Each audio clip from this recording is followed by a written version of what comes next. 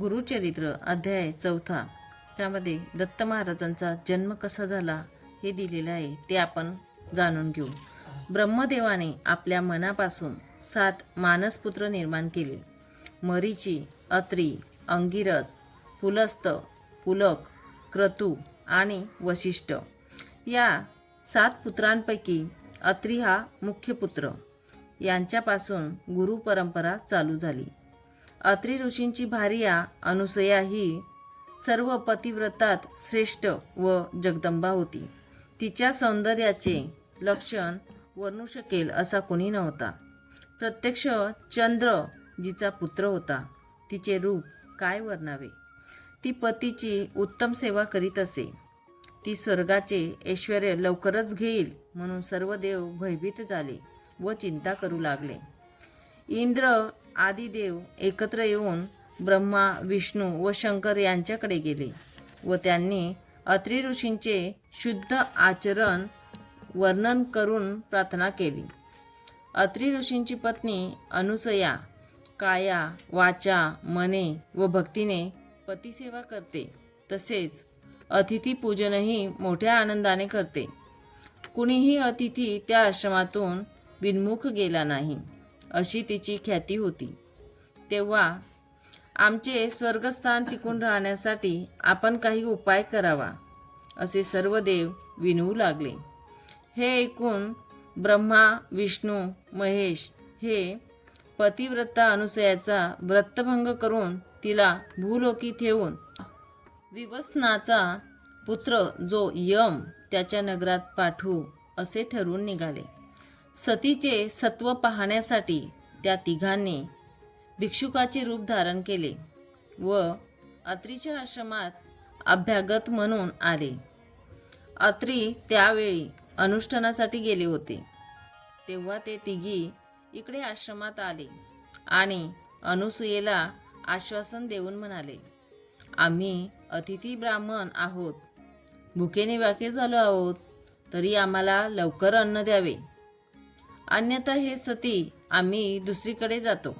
तुमच्या आश्रमात अभ्यांगताला नित्य अन्न संतर्पण होत असते अशी ख्याती ऐकली म्हणून आलो आहोत.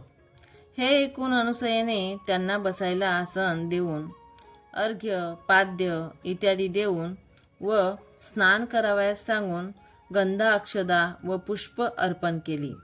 अतिथी म्हणाले, आम्ही स्नान करून आलो आहोत. अत्री ऋषी येईपर्यंत फार उशीर होईल, तरी आम्हाला लवकर भोजन द्यावे.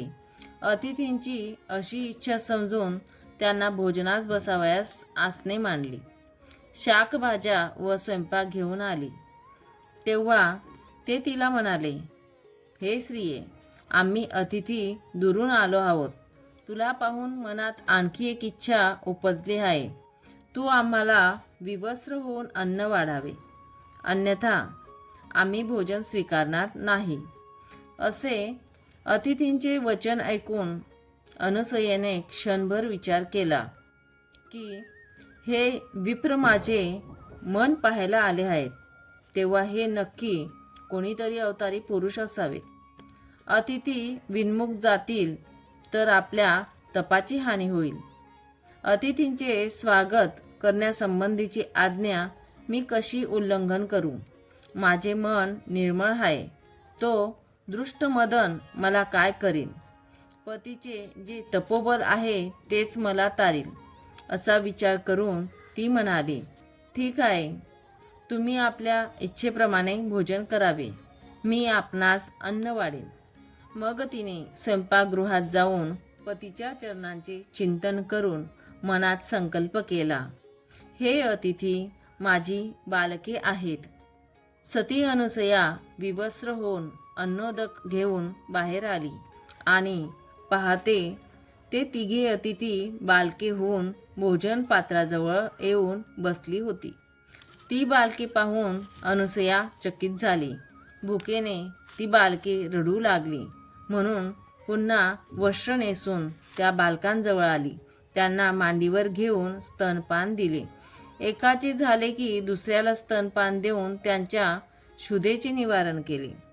त्यांना पाळण्यात झोप लागली. अत्री भार्या अनुसूयेसारखी श्रेष्ठ पतिव्रता पूर्वी कोणी पाहिली नव्हती. ती आता ब्रह्मा, विष्णू, महेश यांची माता झाली.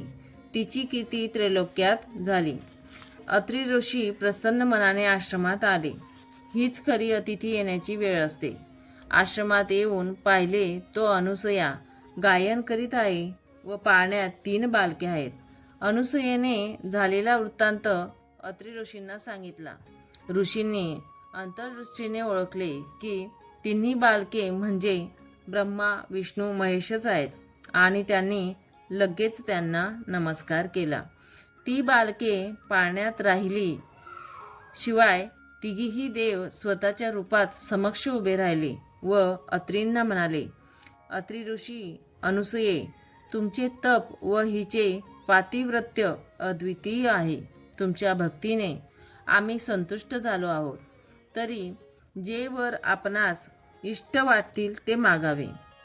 अत्री ऋषी म्हणाले, अनुसूयेच्या इच्छेप्रमाणे ही तिन्ही बालके आमच्या घरी पुत्र म्हणून राहावीत. या तिन्ही बालकांनी एक रूप असावे. त्याप्रमाणे अनुसूयेच्या घरी त्रिमूर्ती एक बालक म्हणून राहिले. त्याचे नाव दत्तात्रेय असून सिद्धगुरूंचे मूळ पीठ तेच आहे. पुढे ब्रह्मदेवाचा बालावतार हाच चंद्र आणि शंकराचा बालावतार हाच दुर्वास. या दोघांनी अनुसूयेजवळ आज्ञा मागितली. मी गगनात राहून नित्य तुझे दर्शन घेईल असे चंद्र म्हणाला व तपश्चर्या करण्यासाठी व तीर्थयात्रेसाठी जातो असे दुर्वास म्हणाला. विष्णू मात्र दत्तरूपाने अत्रींजवळ राहिला. संपूर्णम.